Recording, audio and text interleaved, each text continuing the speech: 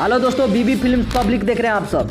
दोस्तों आज हम बात करने वाले हैं सातों बहिना अली गाना की कितना कमाई हुआ है।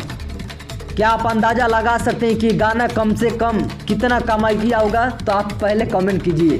फिलहाल चलिए शुरू करते हैं। ये गाना रिलीज होता है 25/9/2022 को।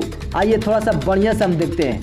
आप लोग कहिएगा झूठ बोल रहा है, ऐसा ही 25/9/2022 को ये गाना रिलीज होता है। ये देखिए सातों बहिना अली, ये गाना अभी ट्रेंडिंग पर मेन पेज पर है।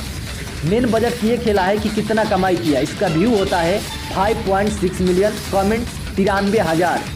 तो ये कितना पैसा कमाया होगा, क्या अंदाज़ा लगा सकते हैं? तो ये देखिए, आइए पूरे ये 22 पॉइंट के दिया गया, यानी 22,000 डॉलर कमाया है।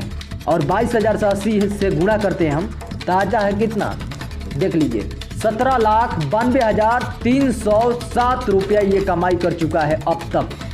अगर और भी कोई गाना के बारे में जानकारी लेना चाहते हैं तो कमेंट कीजिए, ऑलरेडी आएगा।